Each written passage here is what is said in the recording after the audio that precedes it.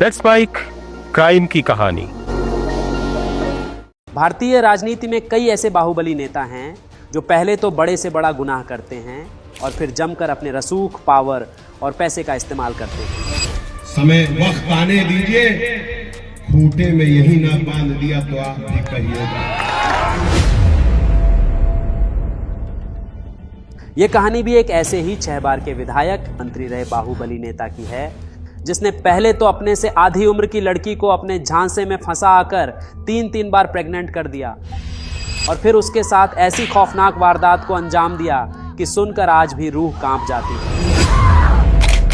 साल 2003 तारीख थी 9 मई। लखनऊ के निशातगंज इलाके के पेपर मिल कॉलोनी की मकान नंबर 33/60 घर के अंदर गोली चलने की आवाज आती है। घर का नौकर देशराज जल्दी से किचन से भागकर बाहर निकलता है तो देखता है कि फर्श पर मधुमिता खून से लथपथ तड़प रही है।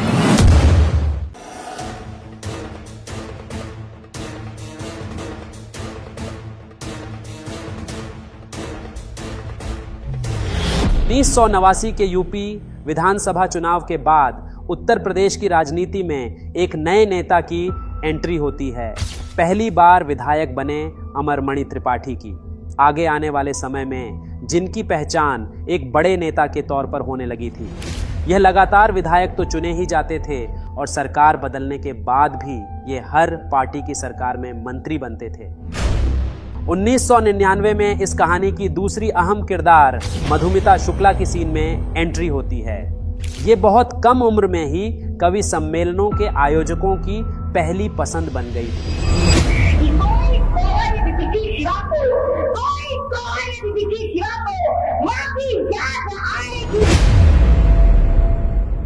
अभी इनकी उम्र 20 साल भी नहीं हुई थी कि तीखे तेवर और शानदार कविताओं की वजह से लोगों ने इन्हें काफी पसंद करना शुरू कर दिया था। इसी क्रम में मधुमिता शुक्ला दिल्ली में आयोजित एक कवि सम्मेलन में अपनी कविताएं पढ़ती हैं, जिसे सुनकर हर कोई तालियां बजाता है। इनमें अमरमणि त्रिपाठी की मां सावित्री मणि त्रिपाठी भी शामिल थीं।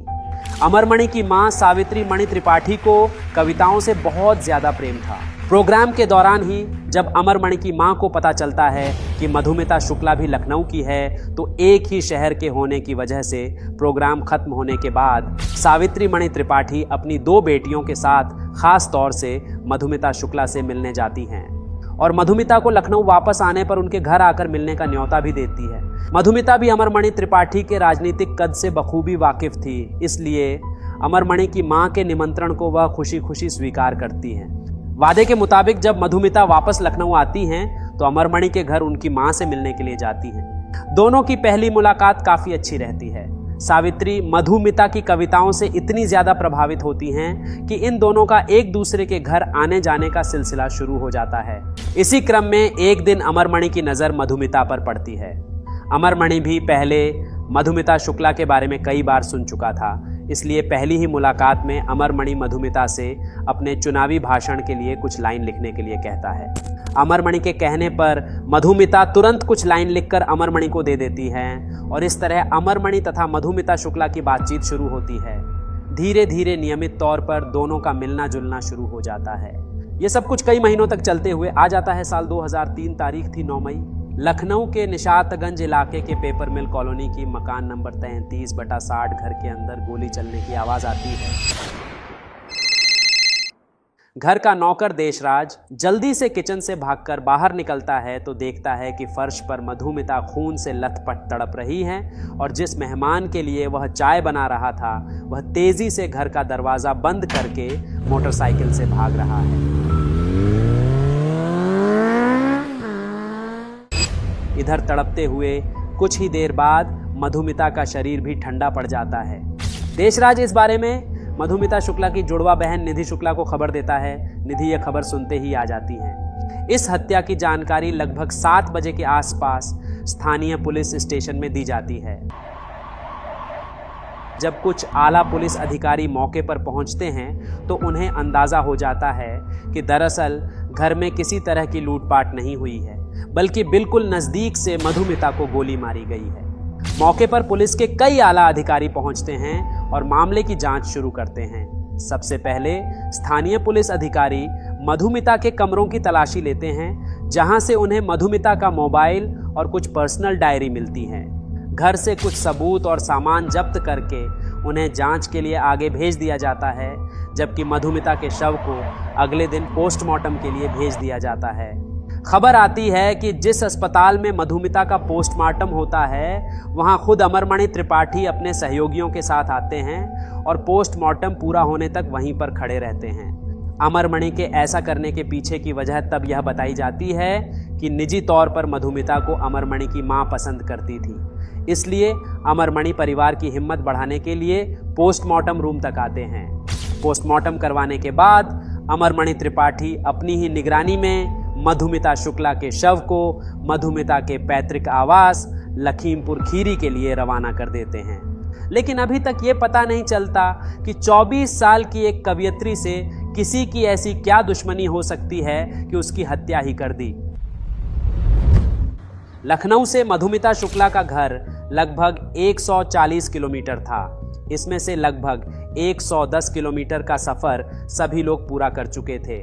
गांव में अंतिम संस्कार की तैयारी भी पूरी हो चुकी थी। तभी लखनऊ के तत्कालीन एसएसपी अनिल अग्रवाल को गुप्त जानकारी मिलती है कि वह तत्काल ही पुलिस की एक टीम भेजकर किसी भी कीमत पर मधुमिता शुक्ला के शव को वापस लखनऊ लाने का आदेश दें।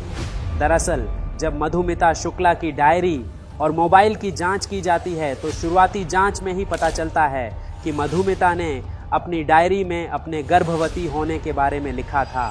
तुमने देखा ये प्रेग्नेंट है, तब तो बहुत बड़ा सबूत है ये। इसके अलावा इस डायरी से यह भी पता चलता है कि मधुमिता और अमरमणि त्रिपाठी पिछले कई वर्षों से लगातार रिलेशनशिप में थे।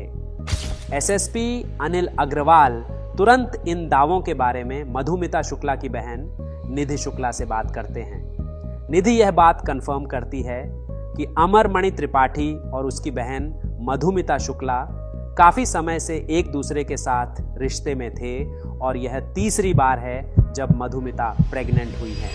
इससे पहले 2 बार मधुमिता का अबॉर्शन करवा दिया गया था। इसका भी जिक्र मधुमिता की डायरी में मिलता है। पुलिस अधिकारी को यह बात समझ आने लगती है कि अमरमणि त्रिपाठी मधुमिता के अंतिम संस्कार में जल्दबाजी मधुमिता की हमदर्दी में नहीं बल्कि अपना गुनाह छिपाने के लिए कर रहा है। इसलिए वह जल्द से जल्द किसी भी कीमत पर मधुमिता का शव वापस लखनऊ लाने के लिए कहता है, ताकि इस बात को कंफर्म किया जा सके कि मधुमिता वास्तव में प्रेग्नेंट है या नहीं, और अगर प्रेग्नेंट हैं तो उस बच्चे का पिता कौन है।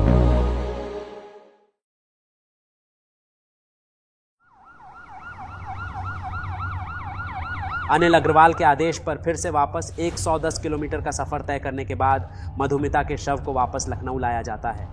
शुरुआती जांच में यह कंफर्म हो जाता है कि मधुमिता 7 महीने की प्रेग्नेंट है, जबकि पोस्टमार्टम रिपोर्ट में इस बात का कहीं भी जिक्र नहीं किया गया था, क्योंकि पोस्टमार्टम रूम में मौजूद अमरमणि त्रिपाठी ने दबाव डालकर शुरुआत में ही इस तथ्य को छुपा दिया था। There was really no evidence at all to connect these two people with the murderer. DNA उसका जो फिटनेस से मैच कर गया, उसके बाद ही केस हमारा बिल्डअप हुआ। अब एसएसपी अनिल अग्रवाल अपनी निगरानी में मधुमिता के गर्भ में पल रहे भ्रूण का डीएनए सैंपल कलेक्ट करवाते हैं, ताकि इस बात का पता लगाया जा सके कि इस बच्चे का पिता कौन है। अमरमणि त्रिपाठी का भी डीएनए सैंपल लिया जाता है। जब डीएनए सैंपल का रिजल्ट आता है तो पता चलता है कि वास्तव में मधुमिता शुक्ला के गर्भ में पल रहे बच्चे का पिता कोई और नहीं बल्कि अमरमणि त्रिपाठी हैं। मधुमिता शुक्ला की बहन निधि शुक्ला भी पुलिस के सामने बयान देते हुए अमरमणि त्रिपाठी पर ही अपनी बहन की हत्या का आरोप लगाते हुए एफआईआर दर्ज करने की मांग करती हैं। अमरमणि और मधुमणि ने हमारी बहन को मारा है। निधि के मुताबिक अमरमणि ने मधुमिता से शादी का वादा करते हुए शारीरिक संबंध बनाए थे। पहले 2 बार जब मधुमिता प्रेग्नेंट हुई थी तो किसी तरह अमरमणि ने अबॉर्शन करवा दिया था, मगर तीसरी बार मधुमिता अबॉर्शन करने से मना कर देती है। इस कारण अपना गुनाह छिपाने के लिए अमरमणि त्रिपाठी मधुमिता की हत्या करवा देते हैं। निधि शुक्ला के इस बयान के बावजूद शुरुआती दौर में अमरमणि त्रिपाठी या अमरमणि के परिवार को किसी को भी आरोपी नहीं बनाया जाता है और न ही किसी का नाम एफआईआर में दर्ज किया जाता है। मगर जब डीएनए रिपोर्ट आ जाती है तो इस मामले को क्राइम ब्रांच लखनऊ को भेज दिया जाता है। लखनऊ क्राइम ब्रांच के तत्कालीन एसपी राजेश पांडे इस केस की पूरी ईमानदारी से जांच करना शुरू कर देते हैं। इसका नतीजा यह होता है कि तत्काल ही उनका ट्रांसफर कर दिया जाता है। उस समय उत्तर प्रदेश की मुख्यमंत्री मायावती थी और अमरमणि त्रिपाठी तब मायावती की सरकार में मंत्री भी हुआ करते थे। मायावती पर आरोप लगने लगते हैं कि वह अमरमणि त्रिपाठी को बचाने के लिए ही अधिकारियों का ट्रांसफर करवा रही हैं।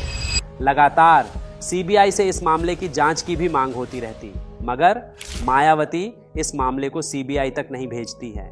हालांकि जब दबाव बहुत ज्यादा बढ़ता है तब इस मामले की जांच सीआईडी को दे दी जाती है। मामला हाथ में लेने के बाद सीआईडी के अधिकारी इस मामले की जांच शुरू करते हैं, मगर यहां भी जब सीआईडी के 2 अधिकारी पूरी मेहनत से इस केस की जांच करने लगते हैं तथा एक दिन अमरमणि त्रिपाठी के घर उससे पूछताछ करने पहुंच जाते हैं तो उन दोनों अधिकारियों को ही मायावती की सरकार द्वारा सस्पेंड कर दिया जाता है। अब खुले तौर पर मायावती पर अमरमणि त्रिपाठी को बचाने का आरोप लगने लगता है। हालांकि जब हंगामा ज्यादा बढ़ता है तो मायावती अमरमणि त्रिपाठी को मंत्रिमंडल से तो निकाल देती हैं, मगर उनके खिलाफ जांच में किसी तरह की तेजी नहीं देखी जाती है। इसी बीच बहन को न्याय दिलाने की लड़ाई लड़ रही निधि शुक्ला मामले के बारे में तत्कालीन प्रधानमंत्री अटल बिहारी वाजपेयी से बात करती हैं तथा उनसे इस मामले की जांच सीबीआई से करवाने की सिफारिश करती हैं। कथित तौर पर पीएमओ से दबाव आने पर 17 मई 2003 को आखिरकार इस मामले को सीबीआई के हवाले कर दिया जाता है। अब जो जांच में खुलासा होता है वह हैरान करने वाला होता है। दरअसल इस हत्या में केवल अमरमणि त्रिपाठी का ही रोल नहीं था, बल्कि पूरी साजिश के तहत इस हत्या को अंजाम दिया गया था। सीबीआई की जांच में सामने आता है कि अमरमणि त्रिपाठी अपने से आधी उम्र की लड़की मधुमिता शुक्ला से शादी का वादा करके शारीरिक संबंध बनाता है। पहले 2 बार मधुमिता जब प्रेग्नेंट होती हैं तो अमरमणि के कहने पर वह अबॉर्शन करवा लेती हैं, मगर तीसरी बार वह अबॉर्शन करवाने से इनकार करती हैं तथा अमरमणि पर शादी करने का दबाव बनाने लगती हैं। इधर इस बात की भनक अमरमणि की पत्नी मधुमणि त्रिपाठी को भी लग जाती है कि अमरमणि का चक्कर मधुमिता शुक्ला के साथ चल रहा है। इस बात को लेकर मधुमणि त्रिपाठी तथा अमरमणि त्रिपाठी के बीच काफ़ी लड़ाइयाँ होती हैं। इसी बीच मधुमणि अपने करीबी रिश्तेदार भतीजे रोहित चतुर्वेदी से अमरमणि पर नज़र रखने को कहती हैं। हमेशा की तरह जब एक दिन अमरमणि मधुमिता शुक्ला के घर मिलने के लिए जाता है तो रोहित इस बात की जानकारी मधुमणि को दे देता है। मौके पर पहुंचकर मधुमणि रंगे हाथ अमरमणि को पकड़ लेती हैं। यहाँ पर मधुमणि कहती हैं कि अगर मधुमिता शुक्ला को रास्ते से हटा दिया जाए तो पूरी समस्या ही खत्म हो जाएगी। इसी के बाद मधुमिता के कत्ल को प्लान करने के लिए अमरमणि की पत्नी मधुमणि त्रिपाठी मार्च 2003 में रोहित से मिलती है। रोहित मधुमिता को खत्म करने का काम संतोष राय नाम के एक व्यक्ति को देता है। इसी के बाद पूरी प्लानिंग के साथ फाइनली 9 मई 2003 को संतोष राय अपने एक और साथी प्रकाश पांडे के साथ मधुमिता के घर जाता है और पहले थोड़ी देर बात करने के बाद सीधे मधुमिता को गोली मारकर वहां से भाग जाता है।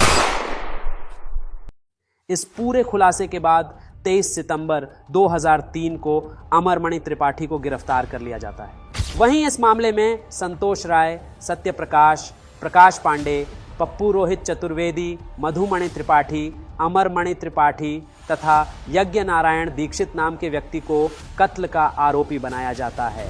अमरमणि को गिरफ्तार तो कर लिया जाता है, मगर कुछ ही हफ्तों बाद उसे हाई कोर्ट से बेल भी मिल जाती है। इसके अलावा केस को नया मोड़ देने की भी कोशिश की जाती है। अमरमणि त्रिपाठी पक्ष की ओर से फर्जी सबूत बनाते हुए यह दावा किया जाता है कि मधुमिता शुक्ला 2002 में ही IIT कानपुर के एक छात्र से शादी कर चुकी हैं, मगर आगे चलकर यह दावा झूठा साबित होता है। अमरमणि की तरफ से यह दिखाने की भी कोशिश की जाती है कि मधुमिता शुक्ला किसी और लड़के के साथ रिलेशनशिप में थी। इसके लिए BSNL के अधिकारियों के साथ मिलकर फर्जी CDR बनवाया जाता है तथा उसे सबूत के तौर पर कोर्ट में पेश किया जाता है, मगर आगे चलकर यह भी फर्जी साबित हो जाता है। भले ही एक के बाद एक फर्जी सबूत और गवाह फेल हो रहे थे, फिर भी अमरमणि त्रिपाठी पर आंच नहीं आती है और वह आज़ाद घूमता रहता है। इसी के बाद मधुमिता शुक्ला की बहन निधि शुक्ला केस को उत्तर प्रदेश के बाहर ट्रांसफर करने के लिए सुप्रीम कोर्ट में अपील करती है और इस पूरे मामले को उत्तराखंड ट्रांसफर कर दिया जाता है। अमरमणि त्रिपाठी की जमानत भी रद्द कर दी जाती है। फाइनली उत्तराखंड में इस मामले की सुनवाई शुरू होती है और अमरमणि त्रिपाठी पर लगाए गए सभी आरोप सही साबित होते हैं। इस कारण 24 अक्टूबर 2007 को इस मामले में अमरमणि त्रिपाठी और उसकी पत्नी मधुमणि त्रिपाठी समेत कुल 6 लोगों को दोषी करार दिया जाता है तथा सभी को उम्र कैद की सजा सुनाई जाती है। इसके बाद अमरमणि त्रिपाठी और उसकी पत्नी समेत बाकी आरोपी भी जेल में ही रहते हैं। 2012 में इन सभी को उत्तराखंड की जेल से वापस गोरखपुर सेंट्रल जेल में ट्रांसफर कर दिया जाता है। उत्तर प्रदेश में वापस आते ही अमरमणि त्रिपाठी कुछ ही समय तक जेल में रहता है और उसके बाद बीमारी को आधार बनाकर खुद को बीआरडी मेडिकल कॉलेज में ट्रांसफर करवा लेता है। मधुमणि त्रिपाठी भी बीमारी के आधार पर इस बीआरडी मेडिकल कॉलेज के वीआईपी वार्ड में भर्ती हो जाती हैं।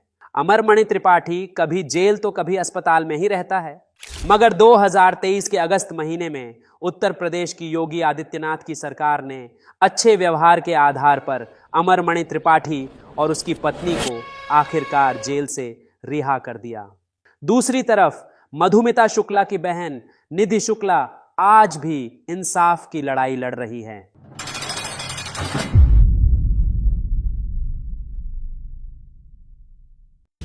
आप सुन रहे थे let's smile more than radio. Follow कीजिए हमें हमारे सोशल मीडिया प्लेटफॉर्म्स पर।